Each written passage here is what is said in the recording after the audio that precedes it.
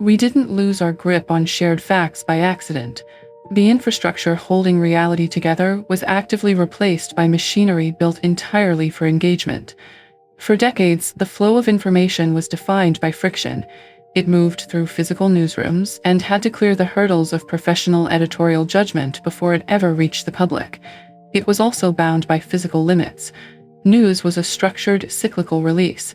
You got the morning paper, not a constant, real-time fire hose. As digital platforms absorbed the distribution of news, the logic of the system inverted. Human gatekeepers were removed in favor of algorithmic curation, and those algorithms do not screen for accuracy. Without the friction of human editors, we created an informational vacuum. A story no longer needed to be true, it only needed to be stimulating. This chart illustrates the concept of revealed preferences.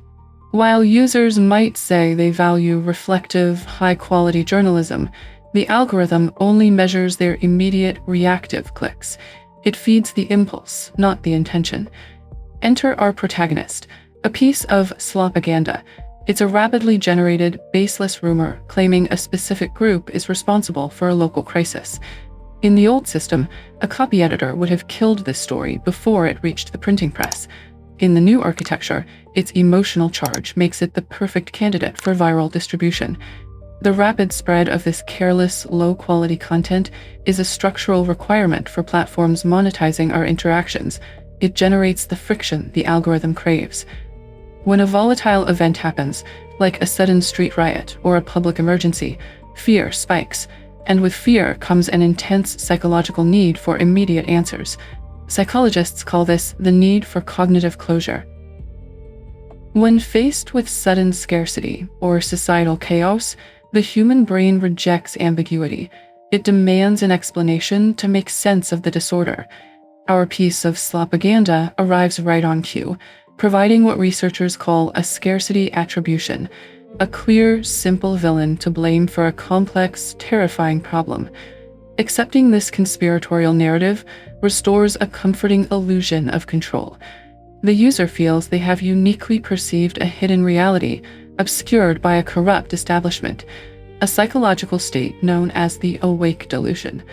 This chart tracks the Partisan Toxicity multiplier. Content with partisan hostility receives more than double the interaction of neutral content. The algorithm subsidizes this outrage. As toxicity spikes, the ad tech ecosystem translates these deep interactions into programmatic advertising payouts. Misinformation becomes highly profitable. Independent creators soon notice this trending narrative. Seeking those same financial and social rewards, they exaggerate their own views to match the outrage, a feedback loop known as audience capture. Before long, these creators become prisoners of their own personas. They sacrifice their intellectual integrity to continually provide their audience with the specific emotional hits they have come to expect. The lie then undergoes information laundering. Radicalized content is picked up from fringe message boards and repackaged by established outlets to appear credible, a tactic used extensively to mainstream conspiracy theories about Hillary Clinton's health.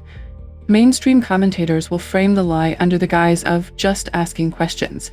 This gives the network plausible deniability while fully profiting from the engagement the conspiracy theory generates. Once laundered, the narrative fractures into thousands of short-form videos across TikTok and YouTube Shorts. Here, it enters a phase of compressed echo exposure. Because these platforms curate content based entirely on momentary screen pauses and biometric cues, users are bombarded with reinforcing messages every 15 seconds. It builds an aesthetic echo chamber where the lie is wrapped in familiar trends and humor. By the time the user closes the app for the day, the repetition has made the lie feel like absolute consensus. They are now fully entrenched in the awake delusion, completely unaware that a sophisticated digital infrastructure carefully corralled them there.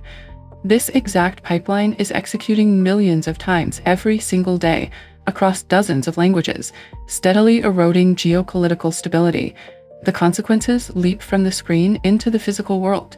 During the devastating floods in Valencia, platform-driven accusations of government weather creation directly disrupted state emergency responses and aid distribution. The sheer volume of conflicting information leads to reality apathy. When populations become exhausted by the effort to discern the truth, It casts a long shadow over democratic legitimacy and the integrity of the voting booth itself. A society that cannot agree on basic, observable facts loses the capacity to solve collective challenges. Simply fact-checking these lies after they spread doesn't work. The belief echoes remain. Instead, researchers point to the inoculation framework. This diagram breaks down how a false dichotomy fallacy is structured. By preemptively exposing audiences to the manipulative architecture of a bad argument before they encounter the actual lie, we can help them build mental antibodies against it. We also have to advocate for accuracy nudges, adjusting platform incentives so that social rewards and monetization are finally contingent on a creator's commitment to verification. Navigating a fractured information ecosystem isn't about perfectly fact-checking every post. It's about recognizing the invisible forces designed to capture our attention and choosing to walk away from the comforting illusions that keep us asleep.